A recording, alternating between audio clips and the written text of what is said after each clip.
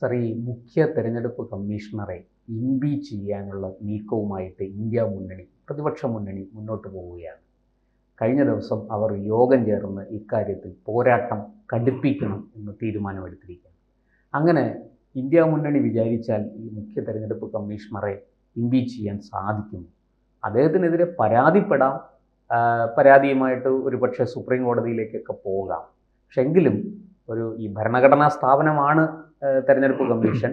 അതിൻ്റെ തലപ്പത്തിരിക്കുന്ന ആളിനെ ഈ പറഞ്ഞതുപോലെ ഒരു പ്രതിപക്ഷ കക്ഷിക്ക് ഇംപീച്ച് ചെയ്യാൻ സാധിക്കും. ഭരണപക്ഷത്തിന് ഇംപീച്ച് ചെയ്യാൻ കഴിയും, പ്രതിപക്ഷത്തിന് ഇംപീച്ച് ചെയ്യാൻ കഴിയില്ല. അതാണ് പാർലമെന്ററി ജനാധിപത്യത്തിന്റെ രീതി. പ്രതിപക്ഷം കൊണ്ടുവരുന്ന ഒരു ഇംപീച്ച്മെന്റ് പ്രമേയം, അത് രാഷ്ട്രപതിക്ക് നേരെയാകട്ടെ, ഉപരാഷ്ട്രപതിക്ക് നേരെയാകട്ടെ, ഭരണഘടനാ സ്ഥാപനങ്ങളായ ഇലക്ഷൻ കമ്മീഷനോ കൺട്രോളർ ആൻഡ് ഓഡിറ്റർ ജനറൽ ഏതെങ്കിലും ഒരു സ്ഥാനത്തിരിക്കുന്ന ഒരാൾക്കെതിരെ ഇംപീച്ച്മെന്റ് പ്രമേയം കൊണ്ടുവന്ന് അത് 2/3 ഭൂരിപക്ഷത്തിൽ 2 മണ്ഡലങ്ങളും ലോക്സഭ രാജ്യസഭ പാസ്സായാൽ അതിനർത്ഥം എന്താ?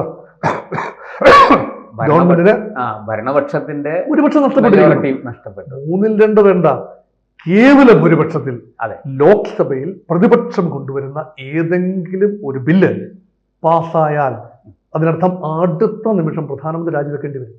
പിന്നെ ഗവൺമെന്റ് ഇല്ല. അതുകൊണ്ടാണ് പ്രതിപക്ഷം കൊണ്ടുവരുന്ന ഇംപീച്ച്മെന്റ് പ്രമേയം സാങ്കേതികമായി ഒരു ചർച്ചാ അവസരം മാത്രമാണ്.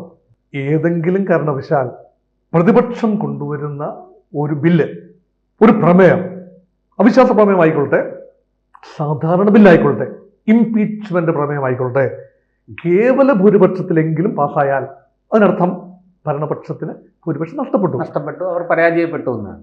അതുകൊണ്ട് യഥാർത്ഥത്തിൽ അവിശ്വാസ പ്രമേയം എന്നതും ഇംപീച്ച്മെന്റ് പ്രമേയം എന്നതും ഒക്കെ പ്രതിപക്ഷത്തിന്റെ ഒരു അവസരമാണ്, ഡിബേറ്റ് ചെയ്യാനുള്ള അവസരമാണ്. പാർലമെന്റിൽ ഒരു സംവാദത്തിനുള്ള അവസരം. അങ്ങനെ സംസാരിക്കുന്ന എല്ലാ കാര്യങ്ങളും പാർലമെന്റിന്റെ രേഖകളിൽ സ്ഥാനം പിടിക്കുകയാണ്. പിന്നീടുള്ള വിദ്യാർത്ഥികൾക്ക് അത് റെഫർ ചെയ്ത് ഗവൺമെന്റിനെതിരെ പ്രതിപക്ഷം ഉയർത്തിയ ആരോപണങ്ങൾ പഠിക്കാൻ സാധിക്കും. അതൊക്കെ സ്റ്റഡി മെറ്റീരിയലാണ്. ഒരിക്കലും ഇംപീച്ച്മെന്റ് സാധ്യമാവില്ല എന്ന് അറിഞ്ഞുകൊണ്ട് തന്നെയാണ് പ്രതിപക്ഷം നിശ്ചിത പാർലമെന്റ് ബിസിനസ് അഡ്വൈസറി കമ്മിറ്റി യോഗം ചേർന്ന് ഓരോ പാർട്ടിക്കും സമയം അനുവദിക്കും. എത്രയാണോ സ്ട്രെങ്ത്, ഇപ്പൊ കോൺഗ്രസിന് 100 MP-മാർ, BJPക്ക് 240 MP-മാർ. അപ്പൊ കോൺഗ്രസിന് ലഭിക്കുന്നതിന്റെ ഇരട്ടിയിൽ അധികം സമയം, 2.5 ഇരട്ടി സമയം BJPക്ക് ലഭിക്കും. അങ്ങനെയാണല്ലോ ടൈം.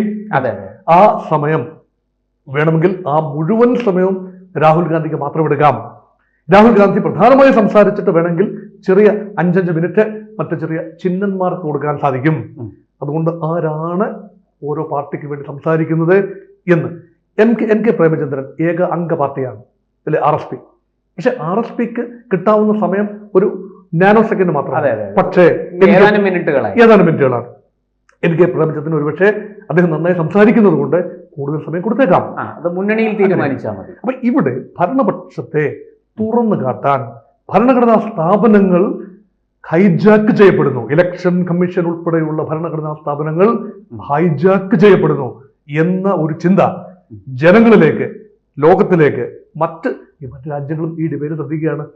സത്യത്തിൽ ഇന്ത്യയുടെ ജനാധിപത്യത്തിൽ വലിയ പുഴുക്കുത്തുകളുണ്ട് എന്ന് നമ്മൾ ലോകത്തോട് വിളിച്ചു പറയുന്നത് പോലെയാണ്. അത് അവഗണിക്കാനാവില്ല. തീർച്ചയായും പ്രതിപക്ഷത്തിന്റെ അവകാശമാണ്, ജനങ്ങളുടെ ആവശ്യമാണ്. തീർച്ചയായും ഡിബേറ്റ് ചർച്ച ചെയ്യപ്പെടണം. പക്ഷേ ഇംപീച്ച്മെന്റ് സാധ്യമാവില്ല. അതേസമയം പൊളിറ്റിക്കലി ഒരു പോയിന്റ് സ്കോർ ചെയ്യാൻ പ്രതിപക്ഷത്തിന് സാധിച്ചു. പ്രതിപക്ഷത്തിന് പറയാം, ഞങ്ങൾ ഭരണഘടന കയ്യിൽ എന്തിയാണ് സത്യപ്രതിജ്ഞ ചെയ്തത്, ഇപ്പോഴിതാ ഭരണഘടന അട്ടിമറിക്കപ്പെട്ടിരിക്കുന്നു. പറയാം, പ്രതിപക്ഷത്തിന്റെ കരുത്ത് തെളിയിക്കാൻ ഒരു അവസരം. തീർച്ചയായും പ്രതിപക്ഷത്തിന്റെ യൂണിറ്റി, കരുത്ത് എന്നതിനേക്കാൾ അവരുടെ ഐക്യനിര ഇന്ത്യ മുന്നണി ചിതറി നിൽക്കുകയായിരുന്നു. വോട്ടുകളുള്ള വിവാദം രാഹുൽ ഗാന്ധി കൊണ്ടുവന്നപ്പോൾ സത്യത്തിൽ സംഭവിച്ച 2 കാര്യങ്ങളാണ്. ഒന്ന്, രാഹുൽ ഗാന്ധിക്ക് ഉണ്ടായിരുന്ന ഒരു പപ്പു ഇമേജ്, അതിൽ നിന്ന് ഏതെങ്കിലും രീതിയിൽ മോചനം നേടാനുള്ള രാഹുൽ ഗാന്ധിയുടെ ഒരു ശ്രമമായി ഇതിനെ വേണമെങ്കിൽ കാണാം. അപ്പോഴും പാളിച്ചകൾ പറ്റി. മഹാദേവപുര ലെജിസ്ലേറ്റീവ് സെഗ്മെന്റിൽ 8 മണ്ഡലങ്ങളിൽ 8 നിയമസഭാ 8 നിയമസഭകളിൽ ഒന്നാണ് മഹാദേവപുര. അത് 7-ൽ 1 എന്ന് പറഞ്ഞു വെച്ചു. 5 ഭൂരിപക്ഷം അല്ലെങ്കിൽ 6 ഭൂരിപക്ഷം കോൺഗ്രസിനും 1 മാത്രം BJPക്കും എന്ന മഹാപങ്കത്വം പറഞ്ഞു വെച്ചു. അതൊക്കെ വലിയ തെറ്റുകൾ തന്നെയാണ്. പക്ഷേ രാഹുൽ ഗാന്ധി പറഞ്ഞതിൽ ചില ശരികളുമുണ്ട്. അത് വോട്ടർ പട്ടികയിൽ കടന്നുകൂടുന്ന തെറ്റുകളെ കുറിച്ച് തീർച്ചയായിട്ടും ഒരു വലിയ ചർച്ച അതോടുകൂടി ആരംഭിച്ചു. അത് രാഹുൽ ഗാന്ധിയുടെ ക്രെഡിറ്റായി കോൺഗ്രസിന് അവതരിപ്പിക്കാൻ കഴിയും. കാരണം മറ്റ് പലപ്പോഴും പലരും ഇത് പറഞ്ഞിട്ടുണ്ട്. കഴിഞ്ഞു മറ്റ് പലപ്പോഴും പലരും പറഞ്ഞിട്ടുണ്ട്. പക്ഷേ അപ്പോഴെല്ലാം അത് അവഗണിക്കപ്പെട്ടു, അല്ലെങ്കിൽ രാജ്യവ്യാപകമായ ചർച്ച ഉണ്ടായില്ല. ഇത് രാജ്യവ്യാപകമായ ചർച്ച ഉണ്ടായി എന്ന് തന്നെയാണ് കരുതാവുന്നത്. അതിന്റെ നൈതികതയെക്കുറിച്ച് അവിടെ നിൽക്കട്ടെ, ചർച്ചയുണ്ടായി. അത് ക്യാപിറ്റലൈസ് ചെയ്യണം. ബീഹാർ തെരഞ്ഞെടുപ്പാണ് വരുന്നത്. ബീഹാറിൽ മഹാഗഠബന്ധൻ, അതായത് RJDയും കോൺഗ്രസും ഇടതുകക്ഷികളും CPIM-ലും എല്ലാം ചേർന്ന ഒരു മഹാസഖ്യം വിജയ പ്രതീക്ഷയുണ്ട്. ലാലു പ്രസാദ് യാദവിന്റെ മകൻ തേജസ്വി യാദവ്, ലാലുവിനെ പോലെ തന്നെ തമാശ പറഞ്ഞും ഒക്കെ ആളുകളെ ഇളക്കാൻ പര്യാപ്തനായ ഒരു നേതാവാണ്.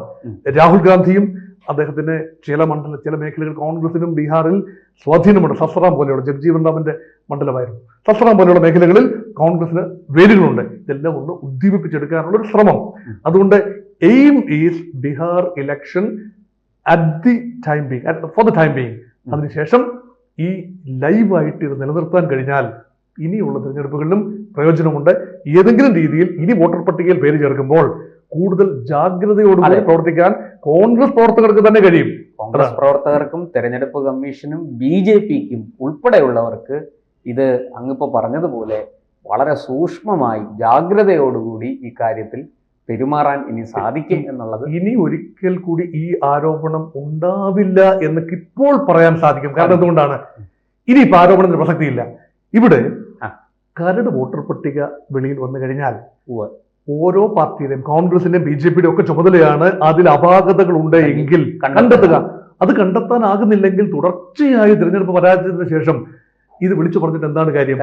അതുകൊണ്ട് അത് ജനങ്ങൾ ചിന്തിക്കും. എന്തുകൊണ്ട് ഇവർക്ക് 2 കാര്യങ്ങൾ ജനങ്ങൾ ചിന്തിക്കും. ഒന്ന്, എന്തുകൊണ്ട് കരട് വോട്ടർ പട്ടിക പ്രസിദ്ധീകരിക്കുന്ന സമയത്ത് ഈ ഡിസ്ക്രിപ്പൻസി ഇപ്പൊ ഉണ്ടെന്ന് അറിയാമല്ലോ, എന്തുകൊണ്ട് അത് പറയുന്നില്ല? 2, കോടതിയിലേക്ക് പോകാൻ എന്താണ് വിസമ്മതം? ഇലക്ഷൻ കമ്മീഷണർ സത്യവാങ്മൂലം കൊടുക്കുകയോ ഇല്ല എന്നുള്ള 2ാമത്തെ കാര്യം. അതൊരു പക്ഷേ ഇലക്ഷൻ കമ്മീഷണർ കാട്ടുന്ന പിടിവാശിയായി നമുക്ക് കാണാം. പക്ഷെ കോടതിയിൽ പോകുന്നതിന് എന്താണ് തടസ്സം? അപ്പോൾ കോടതിയെ പോലും വിശ്വസിക്കാത്ത ഒരു സംവിധാനം എങ്ങനെ പ്രതിപക്ഷത്തിന് മുന്നോട്ട് കൊണ്ടുപോകാനാവും? അത് ചോദ്യമാണ്. അപ്പൊ ജനങ്ങൾ ഇതെല്ലാം കാണുന്നുണ്ട്. ഈ ജനങ്ങൾ നിഷ്പക്ഷരായി ചിന്തിക്കുന്ന ഒരു വിഭാഗം ജനങ്ങളെങ്കിലും ഉണ്ട്. ഒരു വലിയ വിഭാഗമുണ്ട്. അവരൊന്നും തന്നെ സംഘപരിവാരമായ രാഷ്ട്രീയ പ്രതിബദ്ധതയൊന്നും ഉള്ളവർ, അങ്ങനെ ഉള്ളവരുണ്ട്, ഇല്ലാത്തവരാണ് ഡിസൈഡിങ് ഫാക്ടർ. അവരിലേക്ക് ഫ്ലോട്ടിംഗ് വോട്ട്സ്, അതാണ് അവരിലേക്ക് എത്തിച്ചേരാൻ രാഹുൽ ഗാന്ധിക്കാണോ കഴിയുന്നത്? അതോ നരേന്ദ്രമോദിക്കും ഇപ്പോഴത്തെ എസ്റ്റാബ്ലിഷ്മെന്റിനുമാണോ കഴിയുന്നത്? ഇലക്ഷൻ കമ്മീഷന്റെ വിശ്വാസ്യത ജനങ്ങളുടെ ഇടയിൽ എത്രത്തോളമുണ്ട്? വിശ്വാസ്യതയ്ക്ക് ചെറിയ കോട്ടം വന്നു എന്ന് തന്നെയാണ് എൻ്റെ വിശ്വാസം. കാരണം പത്രസമ്മേളനം വിളിച്ചു കൂട്ടിയ ആ നിമിഷം വലിയ പ്രതീക്ഷകളായിരുന്നു. കൃത്യമായ കണക്കുകൾ കൊണ്ട് രാഹുൽ ഗാന്ധി പറഞ്ഞ കാര്യങ്ങളെല്ലാം ഒന്നൊന്നായി നിരാകരിക്കാൻ കഴിയുമായിരുന്നു. പക്ഷെ അപൂർവം ചില കാര്യങ്ങളിൽ ഒഴിച്ച് ഒരു വിശദീകരണം നൽകാൻ പോലും ഇലക്ഷൻ കമ്മീഷന് സാധിച്ചില്ല എന്ന് പറയുമ്പോൾ ഇലക്ഷൻ കമ്മീഷൻ ഇന്ന് വലിയ വിശ്വാസ തകർച്ച നേരിടുന്നു. അത് തീർച്ചയായും ഇന്ത്യ മുന്നണി അത് പ്രയോജനപ്പെടുത്താൻ ശ്രമിക്കുന്നു എന്നതുകൊണ്ടാണ് ഇപ്പോൾ ഇതാ തെരുവിൽ നിന്നും പാർലമെന്റിലേക്ക് വാദങ്ങൾ കൊണ്ടുപോവുകയാണ്. അതാണ് ഇംപീച്ച്മെന്റ് പ്രമേയം. നേരത്തെ ഇംപീച്ച്മെന്റ് പ്രമേയം വന്നിട്ടുണ്ട് TN ശേഷനെതിരെ. അത് അഴിമതിയൊന്നുമല്ല, വോട്ട് കൊള്ളയുമല്ല, മറ്റു ചില കാരണങ്ങളാണ്. പക്ഷെ TN ശേഷനെ ഇംപീച്ച് ചെയ്യാൻ കഴിഞ്ഞിട്ടില്ല. അതുകൊണ്ട് ഒരു ഭരണഘടനാ സ്ഥാപനത്തെയും പ്രതിപക്ഷം ഇംപീച്ച് ചെയ്തിട്ടില്ല എന്നതിന്റെ ട്രാക്ക് റെക്കോർഡ് തുടരും. പക്ഷേ ഇലക്ഷൻ കമ്മീഷന് മേൽ വീണ ഒരു കരിനിഴൽ, പുള്ളിക്കുത്തുകൾ അത് നീക്കം ചെയ്യാൻ ശക്തമായ ഡിറ്റർജന്റ് ഉപയോഗിക്കേണ്ടി വരും. അത് കോടതിയാണോ ഉപയോഗിക്കുന്നത്, മറ്റെന്തെങ്കിലും ജനകീയ വിധിയാണോ അത് കഴുകിക്കളയുന്നത്? കാത്തിരുന്ന് കാണേണ്ട കാര്യമാണ്. കൂടുതൽ വാർത്തകളും വിശേഷങ്ങളും നിങ്ങളിലേക്ക് എത്താൻ ABC മലയാളം സബ്സ്ക്രൈബ് ചെയ്യുക, ബെൽ ബട്ടണും അമർത്തുക.